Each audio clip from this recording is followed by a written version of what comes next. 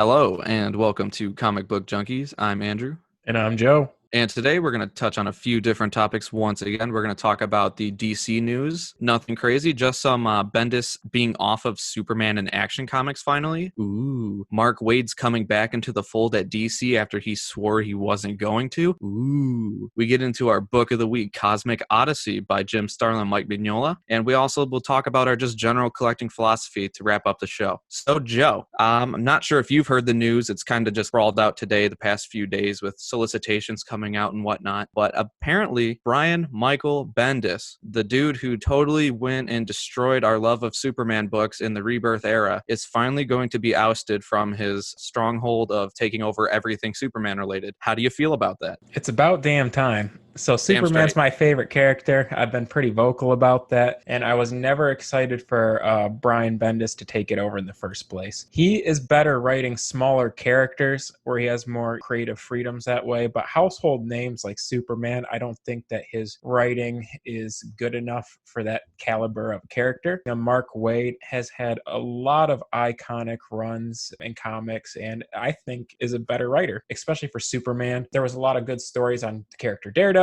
And anything Mark Waid that I've read so far I've actually enjoyed, so it's a step in the right direction. Now, you mentioned Rebirth. I really enjoyed the Tomasi Gleason run on Superman. I wish they would get that creative team back together. I don't know why that ever ended. I get that they were on the title for a very long time, but that was the closest thing to perfect that I can get as far as the Superman title goes. But it's about time that somebody takes over Superman in Action Comics, and as long as it's not Brian Michael Bendis, I'm okay with that. I don't know why he's coming back to DC, but moreover, good news. Yeah, for sure. And I've heard a few different rumors kind of spinning out of all that. I think you may have combined the rumors a little bit, but technically you weren't wrong in a way. So Bendis is out. Mark Waid is just back with the company. I think he had beef with Didio, so that's why he says he's out, but Didio's gone. That opens the door for Waid to come back. Also, they're reducing the line in just general titles, in general, just the number of titles. So maybe that means they'll get more big name creators back, even though there's not many big name creators left. So maybe that's part of the reason he's back in the fold. But there is a rumor swirling that he may come back to write Superman, which, like you kind of said, I'd be down for that. Mark Waid is a talented writer. He had some classic Flash runs and stuff like that. Maybe not his most recent Flash run, but I think that was also a little bit of meddling. But if he comes back and does Superman, that'd be great. I'd be welcome with, I think Williamson's actually going to be getting off Flash before long.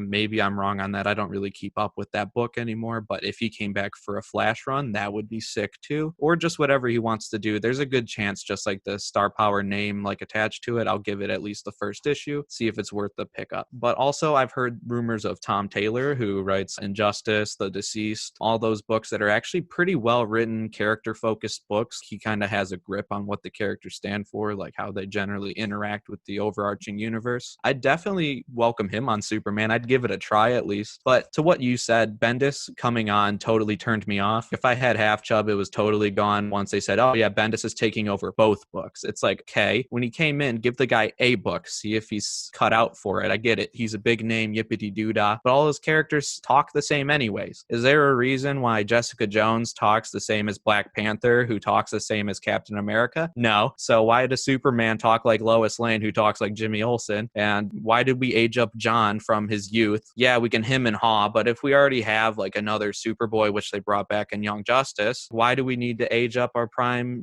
John? I don't get it. Whatever. It's too late now. He's done what he did, but I think his contract's running out. I've heard Snyder's is getting towards the end of the line. I've heard King's is as well. And those guys were all exclusive. So to be honest, either I hope they get a smaller contract, or hell, maybe they let them test the waters and just see if there's a changing of the guard at DC, somebody who can steer the ship to where we need to head next, because they kind of had like an open tryout and they did their best, but I don't think it was quite right. Maybe not for me, but maybe I'm too picky. I think part of the problem was that DC gave him too much creative freedom. For those that don't know, Action Comics is the first appearance of Superman, and initially Brian Michael Bendis got the reins on both Action Comics and Superman, and so that was just too much trust to give into him before he even came over. It was part of the contract, but I think it was a poor one. Now that they're consolidating, it makes more sense to get better names on their flagship titles. Right on. on, doggy. And that's all I got to say on that one. And that's all the really big news we've got right now. I know DC fandom kind of happened today. Didn't get as much pop as the first go around. So nothing to really report there. Maybe I'll look into it for next time. But I say we get right on into Cosmic Odyssey, our book of the week. What are your initial thoughts of this book? I really enjoyed it. Something I wasn't too familiar with before we decided we wanted to read it. I think somebody recommended it to us, and that was our inspiration for reviewing this story. Comic Odyssey was a 4-issue series from 1988 to 1989. I think the most important or the most exciting part of it was the creative team. So like you mentioned, it was written by Jim Starlin, who was the writer of Infinity Gauntlet, which we've already reviewed, and also pencils by Mike Mignola. He's the creator of Hellboy. So what's interesting is Hellboy came out after this series, and so this was kind of his getting his foot in the door, one of his more iconic stories before his creation of Hellboy. And in addition to that, this story came out before Infinity Gauntlet as well. It came out between Crisis on Infinite Earths and Infinity Gauntlet, right there in between. So this was a good segue for Jim Starlin to write the iconic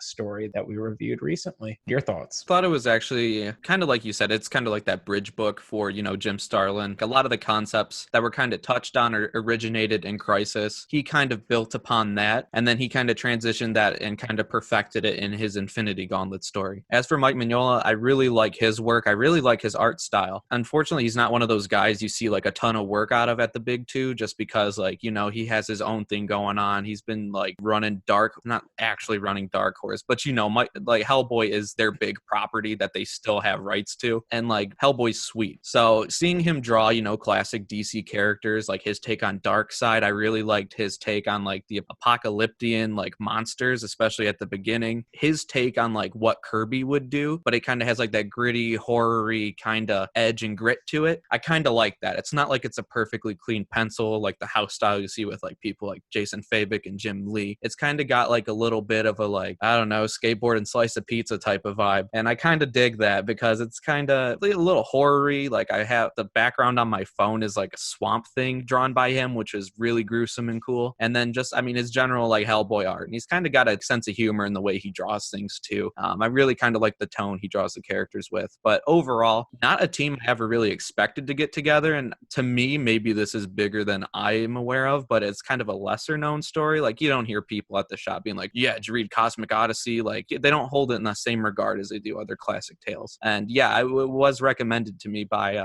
sorry, I don't know the fella's name, but he recommended it to me if I wanted to read a good Darkseid story in one of the Facebook comic book groups. And I said, you know what, that's a good idea. And so I thought maybe we'd give it a read, whether it's good or not. It'll be interesting to read something we don't really have any prior knowledge on. I thought the art was perfect for a Darkseid story. I thought that was what stood out to me. To get into the story, Darkseid, he has a bunch of soldiers called stormtroopers, and they are ready to set up some kind of force field generator to destroy Gotham. Superman and this guy named Lightray come and break it up. The next page, another planet where a guy named Metron is sitting in the Mobius chair. The Mobius chair has been referenced a lot in DC Comics after this story. Pretty iconic to the whole DC universe. Darkseid comes through with his tech troopers this time to steal information from Metron and that chair. Darkseid's able to extract the data and is smart enough to kind of foreshadow that there might be complications interpreting it. So he steals both Metron and the chair, brings it back to Apocalypse, and his initial motive is to rule everything under the stars, but he's kind of confronted with a bigger problem in this first issue and needs the help of superheroes, basically the Justice League, to help him. So that flashes back to Gotham. People keep missing, including a police officer named Joe Bester. So Batman dresses up and acts as bait to see who's responsible for all these missing people in Gotham. Batman's determined that the people are being dragged under the sewers and finds the kidnapper of all these missing people. It turns out it is a meat-eating alien. So first thing, Batman finds the meat-eating alien. They start fighting. Not very characteristic of Batman, but he admits defeat with hand-to-hand combat and pulls out a gun. A little insider information. I'm sure all of you guys are pretty familiar with the Batman story, but he never uses guns. He says they're clumsy. Any punk with a gun can kill. That's exactly what happened to his parents. It was just some guy named Joe Chill who shot both his mom and dad. And it was just kind of a cheap way of becoming a villain, and so he usually doesn't use that means of fighting. However, it's not an ordinary gun, so he blasts a hole right through the alien. His last words were dark side, so at that point they're kind of able to, they have a better lead on the story. Before we get any further, my favorite part of the story so far is when he's looking for this man-eating alien and he's in the sewers and he finds this room and it's all of them hanging from a rope like a meat locker. It's really gross. The art's almost like rotted, so it gives off this gritty vibe, but it's also on brand with the storytelling, so I thought they did a good job there. Batman was pissed off too. Like, he was like visibly angry, but like he knew that there was nothing he could do because that alien was hulking, dude. And like you said, they got in a fight, and apparently Batman doesn't care if the guns are just, you know, not using bullets. If it's just a neutralizer that Darkseid made or whatever, he's like, I can use it. And he even said he overestimated it. He thought that like it was just gonna kind of like stun him or knock him out or something, bam pow, but instead it blew a hole right through him. And he's like, oh shit. So he's like, too late now. At least it wasn't a human, which is kind of, he's like, okay, Batman. But I really honestly like the characterization of Batman in this story. Jim Starlin Batman doesn't get enough love throughout the story. We'll kind of touch on it more later too. But I really like the way Batman was actually characterized. He kicks a ton of ass as both a detective and a crime fighter. But also, to go back a little bit earlier, you mentioned that guy Light Ray. Light Ray kicks ass. His first appearance was in New Gods 1, along with Orion and, you know, a lot of the other New Gods. He's actually pretty sweet, can manipulate light rays, obviously. Pretty much invulnerable, and he's pretty badass. He's kind of like the Human Torch, but at DC in a way, but he doesn't get enough love for how much of a Chad he is and how cool he is. Later in the story, Starfire's reluctant to team up with this dude. She's like, God, this guy's such a chauvinist. But it's kind of like a boyish charm type thing, and he's like, you know, sure of himself and cocky. I mean, he's a new god. I mean, what can't he do? So I really like Light Ray. We don't see him as much as I think he deserves to be seen. You know, like Orion and whatnot, who's just like a giant blowhard. But wanted to kind of give that background information. I actually wasn't sure when Light Ray showed up in comics, and I actually had to look back and make sure because I have New Gods 1, but I always just assume that it's Orion and whatnot, and I'm assuming that like some of the other New Gods showed up in like Forever People and stuff like that prior. Just a little tidbit of knowledge in case you didn't know. That was probably another one of my favorite things about this story was the cast of superheroes or just characters in general. Fast forward, they're at the White House, and Darkseid basically needs the help of Martian Manhunter, Starfire, John Stewart, obviously Batman, and a guy named Mr. Blood. We'll get into explaining that a little bit later in the story. Bringing characters around like Light Ray, they did a good job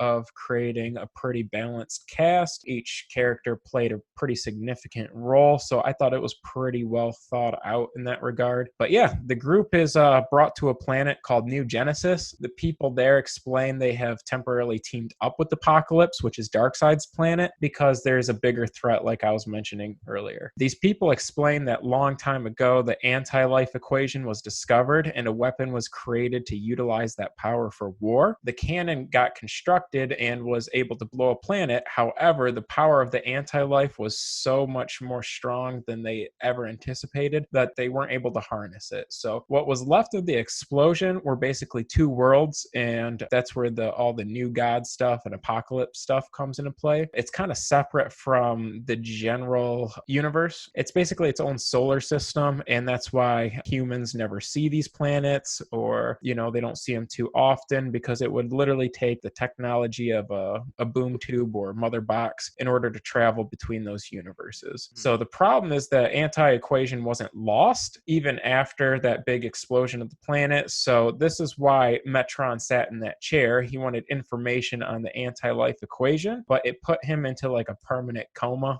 Darkseid now needs the help of the superheroes to unlock what's in Metron's mind so they can figure out where the anti-life force is hiding and make sure it doesn't bridge into their reality. It does set up the stakes too, because it shows us what Metron had seen, and you know how he kind of like flew too close to the sun and trying to figure out what the equation was, because this guy's actually trying to figure out what the equation is, because I mean he's always flying around on his Mobius chair. We saw in like the Darkseid War in the New 52 when Batman sat on the chair. Metron's always just floating around on the damn thing, just sitting there like a peckerhead, just like watching people and being like, I know stuff you don't. But like now he saw too much, and now like you said, he's just sitting there comatose, and it's just like Jesus Christ, fried his own brain because he just had to go see a giant demon entity in another dimension. It's like, bro, you didn't need to go and do all that. Like, what were you gonna do with it? Yeah, they come, they scavenge from him, but like this is how we find out that the anti-life entity it sets up the stakes. It wants to knock out the Milky Way, because that kind of like chaos and destruction will allow for it to bridge itself into our dimension. So it sends out 3 of its own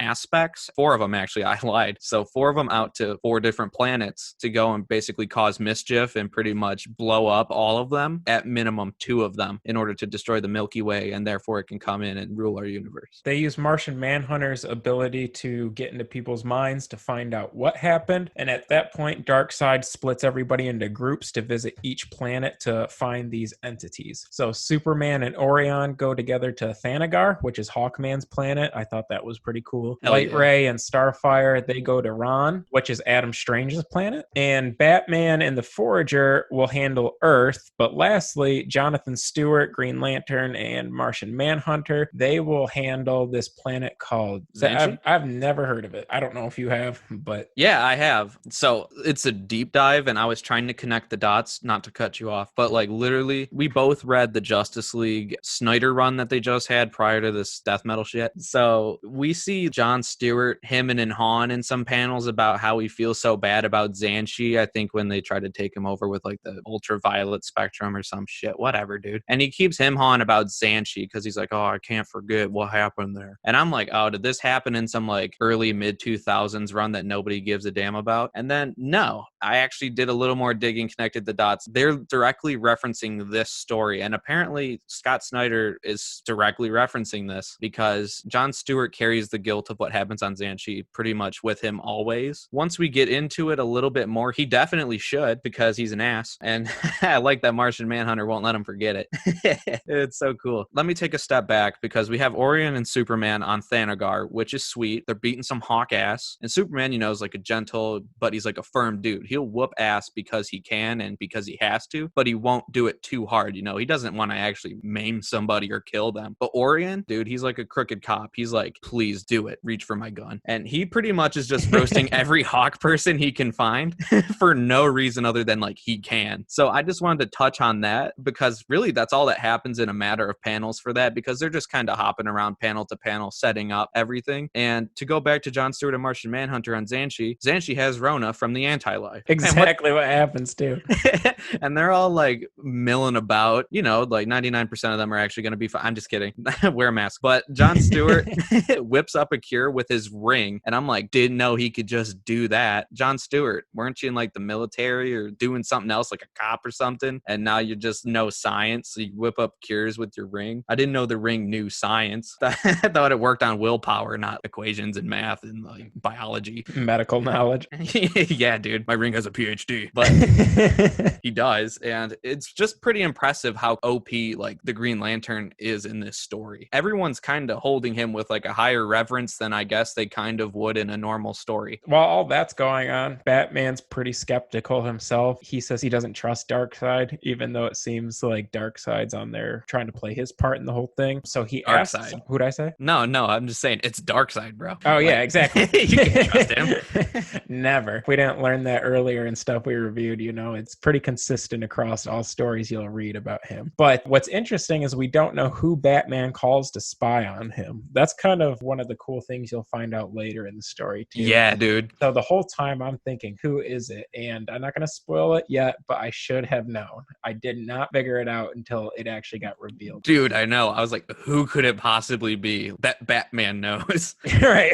I'm like, the spy on Darkseid, they got to be pretty strong. So that always kind of lingers while you're reading what's going on each planet. I would say my only complaint so far, as far as the story goes, is that each one of these groups is separated on these planets, and it feels like that's a majority of the story. It's only 4 issues, but each issue is damn near 50 pages. And I want to say 3/4 of the story takes place on these planets and them just trying to find the entities. It wasn't what I expected, and it's kind of like in Crisis, where they kind of have like the different squads, and it's kind of like hodgepodge, and they just send them wherever, and they just deal with it through time and space and whatnot. And I'm like, okay, so it's another search and save the world rescue, which, I mean, it's superhero comics. That's kind of to be expected, but I was surprised how much of the book, like you said, was literally them individually stopping the aspects on each respective planet nearly in the same way in the series of events. Everyone's getting tossed up left and and right. It looks like they're about to like prevail. They get tossed up some more, and then superhero comics happen. So yeah. Exactly. But one of the cool things that did happen on Earth specifically was that Batman traces the entity down to some warehouse in Arizona. There's a bunch of large orders being fulfilled for exotic equipment. But the kicker is the receiver of these orders is a guy named Joe Bester, which is the police officer that got kidnapped or stolen by the man-eating alien in the beginning of the series. So that kind of leaves you with a big question mark as to why he's still moving around, and definitely makes sense to go check out that warehouse in Arizona. Mm-hmm. But actually, like you're saying, I actually think out of all 4 planets, the Earth one was the best to me. My favorite was Forager and Batman teaming up. There were so many like funny things that happened for like no good reason.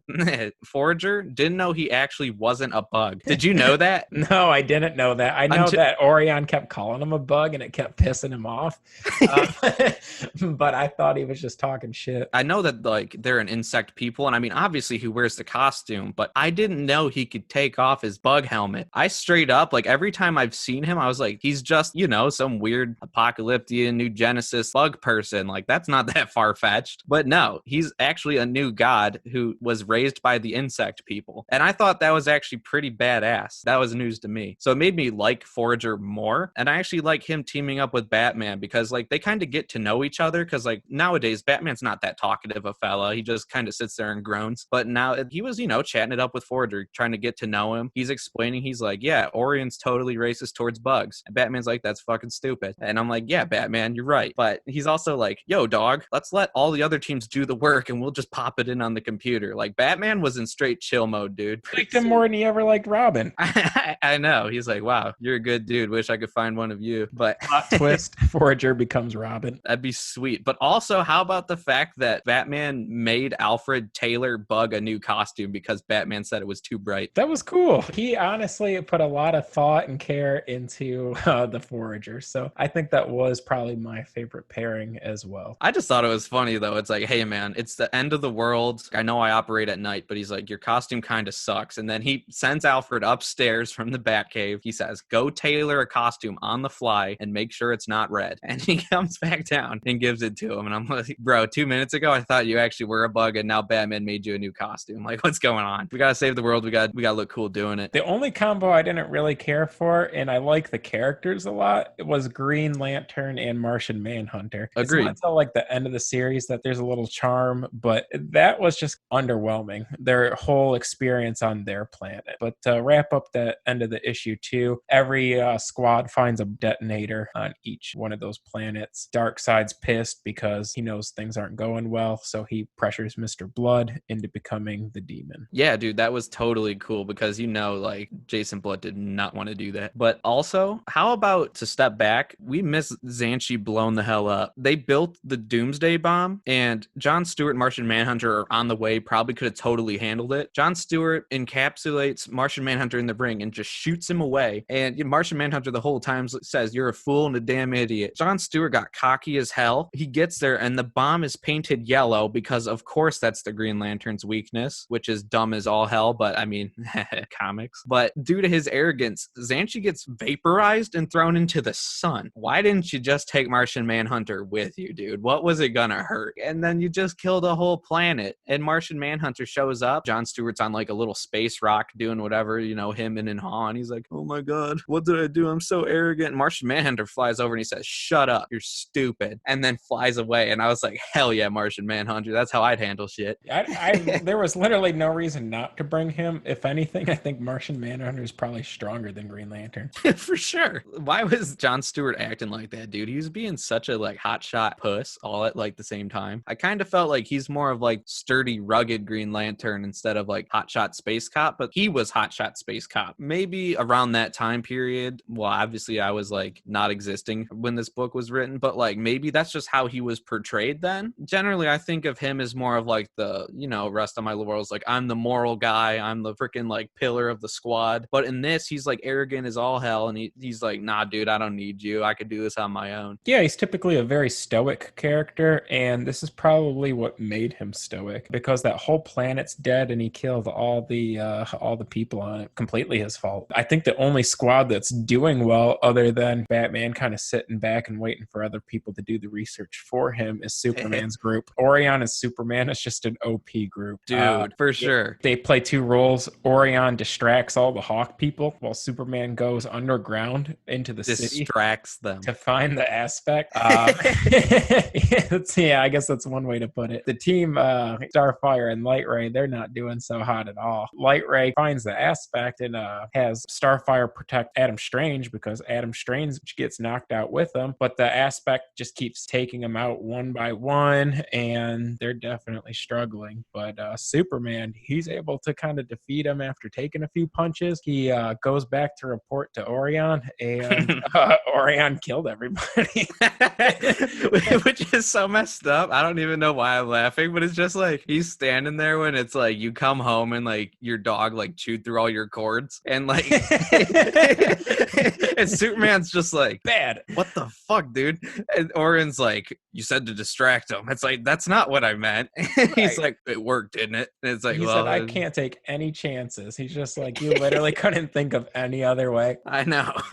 This whole time, like, no matter who he's interacting with, Orion gives respect to Superman, but he's still doing what he wants and ultimately being mostly a dickhead. Yes. And it's hilarious. I kind of like that because, you know, everybody's like a goody two-shoes do-gooder, and like Orion is kind of like Space Punisher on steroids, and I kind of dig that because he's also someone we don't see enough. For all of these like new gods, fourth world characters that Kirby created, there should totally be like ongoings and stuff like that about how sweet Mr. Miracle and Light Ray and like Orion are. I don't know who they're gonna fight though, to be honest, because they're beefy, but these are just such cool characters that Kirby made, and it's good to see them being written in a way that like they're getting their due. Any kind of homage to Jack Kirby and everything he did, not only for art but for the characters, you really see that in these stories. They did a really good job with all the galactic characters in this story, so I was happy to have a story that included these characters and that did it correctly. I could see after them doing Justice League, if they were ever to bring something like this to the big screen, I think that it would do well. Yo, real talk, I actually think they are. I think Ava DuVernay is supposed to be producing it, or directing it rather, and I think Tom King's advising on it, so we'll see if everyone's like sad and listening to Green Day. But I think that otherwise it could be really cool seeing, you know, these like cool big high concept characters on the big screen. A new Gods movie, I'll take it. Like, it can be I can't say it can be bad because DC's really like keeled over and really like pushed some stuff out that like they shouldn't have, but New Gods on the big screen's not something anybody reading comics thought that we were going to see like 5, 10, 20 years ago at all. So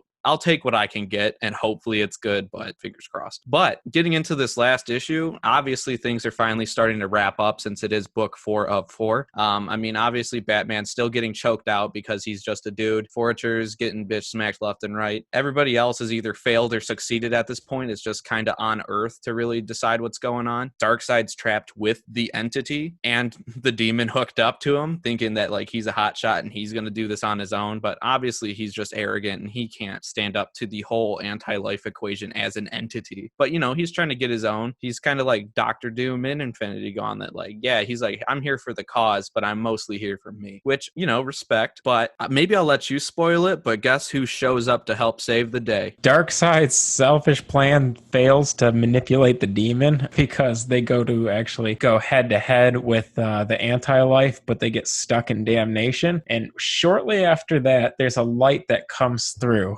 and you see Highfather, you see Orion, and last but not least, you see Batman's friend, Dr. Fate. Yeah, boy. Like I said, I did not see that coming, and I thought that was a pretty tasteful thing to add to the last issue of this series. The good doctor does not get his due ever because he is so badass, so OP, and pretty much can whoop all kinds of ass. He's also got one of the sickest costumes in comics. I'm glad that the Homeboy rolled up. Homeboy is probably the only one that could save him in a situation like that where they're kind of stuck in purgatory. Yeah, I didn't even think about that it would be him. Like, I literally had to scroll on my digital reader to see the cover for issue 4 to finally be like, Oh, because I saw the gloves, but it didn't connect for some reason. But I don't know who I was thinking, like, other than him. It couldn't have been anybody else. And the gloves didn't tip me off either. I was wondering whose gloves those were, but I just could not put two and two together. But he is able to destroy the bridging that would connect their reality with anti-life. And so he rescues Darkseid and the demon. Everybody's safe at this point, except for Batman and the Forager. I think they're the only people still struggling to dismantle this bomb that's about to go off. Moreover, even though they were able to save the world from anti-life, if this bomb still goes off, Earth is still destroyed, and that second planet getting completely blown up would actually shake up the Milky Way just enough for their whole reality to crash. And so the Earth's too big for them to find Batman because he never tells anybody where he's at. And they just kind of got to hope that he gets the job done. And so that was kind of a cool, like, last thing to add to the story before the story is over. Forager goes full X Games mode, and he dives through the fucking monster's, like, open stomach, saves the goddamn day. The goddamn bug saved the day. Orion would be mad. But he says, I'd rather let the Milky Way get destroyed than let bug be fucking winning, dude. I hate that bug. It's like, bro, just fucking chill it for a second. Yeah, he's a good dude. Yeah, dude, he's not even a bug. Dude, I mean, if you hate bugs, Flash. one, he's not one. Two, there's nothing wrong with the damn bugs. They raised a good dude. But the moral of the story is Jon Stewart's about to pull a Craven on himself. Listen to the last episode. But Martian Manhunter bullies him into not doing it and then starts cheesing afterwards. That was my favorite part of the whole story. So obviously the Green Lanterns, their biggest weakness is the color yellow. Green Lantern finds a yellow gun because he's just like, shit, man, can't do it, man, shit. And he's about to kill himself. And Martian Manhunter walks in the room just in time to go check in on him. Do it, pussy. Yeah, he's got the balls to tell him to go do it. He's like, I bet Hal Jordan would find a better suitor like immediately. And he's just like, the job actually comes with difficult decisions and you clearly can't handle them. He says, boss your life up. You're bitch made. Stewart gets so pissed. He drops the gun and tells Manhunter to screw off. Very classy. He says, Martian Manhunter, fucking suck it from the back, dude. I'm more of a man than you. He's like, God damn it, this green alien's right. Right. And then there's just this big old smirk on Martian Manhunter's face. And the very last scene, Batman finally makes it back, so they don't have to worry about getting destroyed or the Milky Way getting shattered. And Orion has some last minute smart remark about the bug guy, and Batman whacks him. Yeah, dude. 5 finger bitch smack, dude. Right. Yeah, I'm so glad Batman keeps sticking up for the Forager. It's just like, I don't know what Orion has against him, but Batman's a real ride or die kind of guy. Give me a Batman Forager like team up book, dude. They're sweet together, actually. All day. Dude, and I also kind of like how it's almost a cliffhanger ending. Darkseid says he got what he wanted in the end. He got a little bit of the anti-life, which is never good. And then Orion is being sent by the High Father to basically be the caravan for Bug's body for the funeral and whatnot. So pretty much he's like, why do I gotta do it? And it's like, you know why, dude. He's like, you need some tolerance in you. So pretty much Orion at the end just gets sent in for sensitivity training because he just can't respect nobody. I think everybody kind of learns and has something to take from this event. And I'm surprised I haven't heard of this story more frequently, or I'm surprised that it's not as acclaimed as it should be, because a lot of books that I've read, modern comics, have referenced this story, and I guess I just never put two and two together. So right. I'm glad that this book was recommended to us, and I'm glad that I read it because it really filled in some blanks for me as far as the DC continuity goes and as far as the personality of these characters. That being said, any last thoughts on the story? Nah, dude. The only thing I'm going to give you, well, yeah, I spoke too soon. So what I think is that if you're interested in, Darkseid, you haven't read too many Darkseid stories, because I guess you always hear about the Thanos stories, but you don't hear as much about the Darkseid stories. And if you want to read something that kind of has to do with the fourth world, but maybe you're a little bit wet behind the ears into comics, or maybe you don't like the big high concept and like the out of continuityness of the original fourth world books from the 70s by Kirby, this is a good, melding of the two. Like, you're getting a little bit of both. You're you're getting kind of a little bit of New Gods and you're getting a little bit of the overarching DC universe. So I think if you're interested in that type of thing, this is a good introduction. I'll say it's not as action-packed and like fast-paced rather, than like a lot of other books per se. So if you have like an indeterminable will and patience, this is a good read. But I wouldn't say it's stellar enough to blow me away or blow you away necessarily. But you know, different strokes, different folks. What would you rate it? I'd probably, since our scale is growing ever larger with every podcast,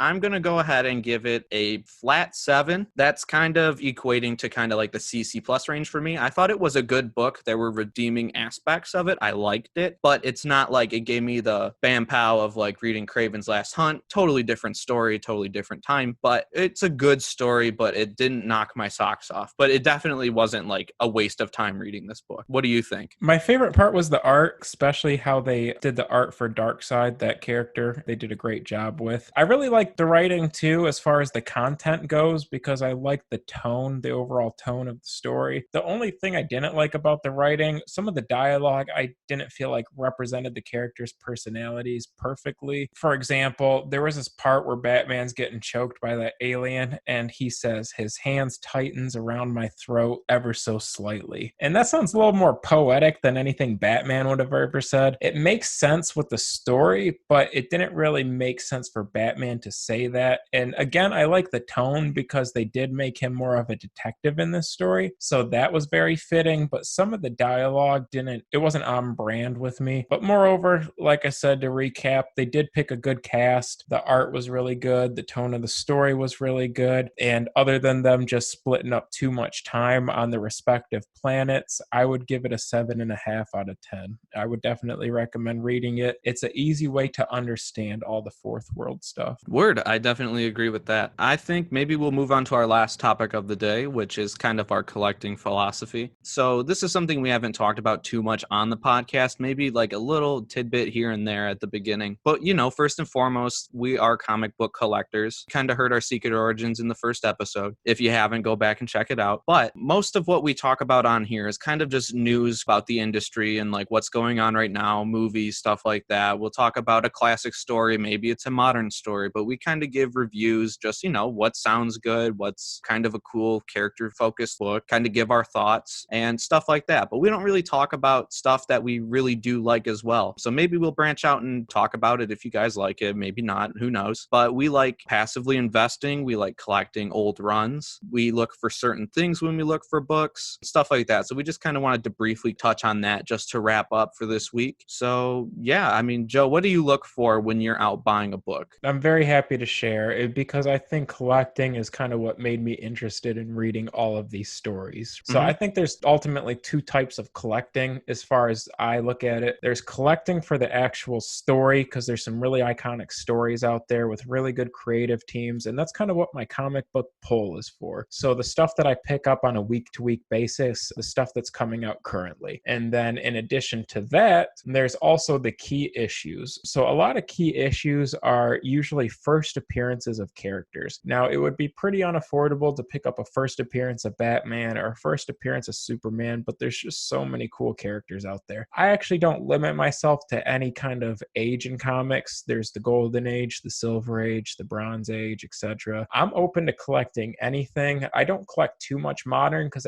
there's not a lot of new characters coming out, and a lot of books coming out right now aren't appreciating as well as some of the older stuff. A lot of it was wartime entertainment, and so a lot of people were throwing these comic books away, which made them more scarce. Over the years, they get either torn up, lost, things happen to these comic books. So not only are they scarce, but it's the original appearances of these characters. So that's what I look for mostly. My favorite thing to collect is the Silver Age, just because a lot of my favorite characters came from the Silver Age. And in addition to that, it's a little more affordable than the Golden Age. The Golden Age is the first age in comic books, and a lot of that stuff is super awesome, but the further you go back, usually the more expensive it is because it's more scarce and there was less of a print run. Ultimately, I look for the first appearance in characters I enjoy, or even for speculation. If I know that there's going to be a movie coming out and there's no trailer yet, maybe I'll buy it then. But you never want to buy a first appearance of a character when they're getting a lot of hype, because then you're buying high and selling low potentially, or just buying high in general. I usually wait till the book calms down a little bit if it's a character that I want to keep in my personal collection for a long time. Lastly, I do like certain covers, whether it's worth a lot of money, no money. If there's a cool cover I like, I'll pick that up as well. But moreover, for the collecting side of things and as far as the investing side of things, I usually look for first appearances of characters, and as long as it's in okay condition, obviously the better the condition, the better the book is going to appreciate over the years. But low grade's better than no grade. We always preach that. So if I can get my hands on a book and it's not detached by the staples, cover isn't torn up, I don't like tape on my books, I'm probably going to purchase that book if I can afford it that day. And we're pretty much in lockstep on most of this. Honestly, you were kind of my mentor and kind of getting into this. So we are kind of in lockstep. We have similar tastes. Well, we do differ. So that's why you may see us agree a good amount, but we disagree on some things. Tape doesn't bother me as much, but like you said, I want the cover to definitely be attached firmly at both staples. That centerfold better be attached at minimum one staple, but generally I want it at both, but it really depends on like how big the book is. Sometimes things slide as long as it is attached, period. I don't need to get into the specifics, but generally, I want a fully complete book, usually like in the 3 range. When you really want a book, you got to collect what you want to collect. You can't just be chasing the hot ticket expecting to,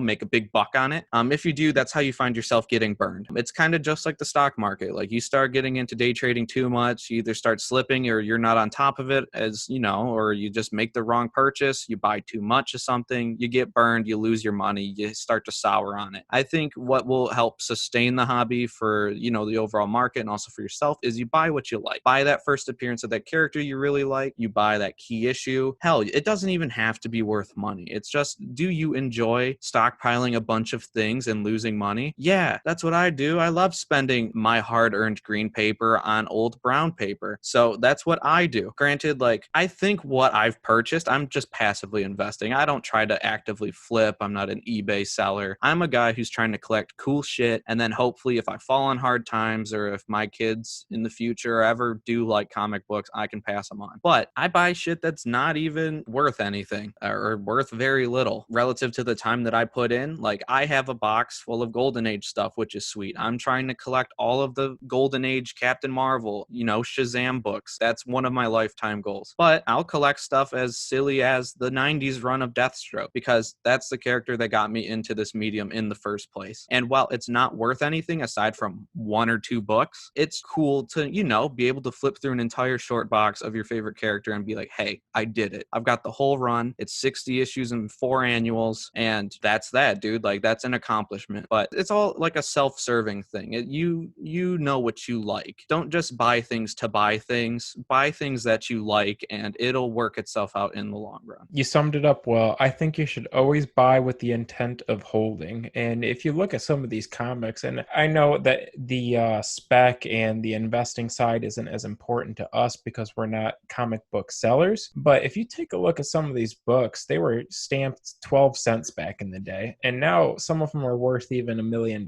Buy to hold and buy what you like. And if you were kind of curious as to kind of what we like to collect, you can always follow our Instagram pages. We always post pictures of new books that we're purchasing, so that might also give you an idea of what we like to collect, and maybe it might help you get on the right path to collecting characters you would enjoy or stories that you enjoy. Like he said, you can check us out on Instagram or Facebook. We make posts on both daily. You can check us out on Instagram at CBJ Pod, and you can also find us on Facebook at CBJ Podcast or type in Comic Book Junkies in your search bar. We do post show-related content on there as well as our personal books. And if you do go to our Instagram and look in our bio, you'll have links to the podcast and also to our personal pages where you could look further into our collections. Granted, we will be posting a little bit more of grails, keys, stuff like that, like investor books. We're not all about the show. We're also about, what we like. We're trying to share our philosophy with you guys guys, and hopefully you guys dig it. If you don't, at least we're helping you in some way. So very last thing, the next story that we are going to review is Flashpoint. This is one of the biggest DC events following Crisis on Infinite Earths, because we read this awesome Darkseid story, which tied up a lot of loose ends. I think that would be a good way to conclude everything that we've talked about thus far. Absolutely. And if you didn't know, this book led into the New 52 and completely ruined everything. So hopefully it'll at least be fun. All right, guys. Till next time.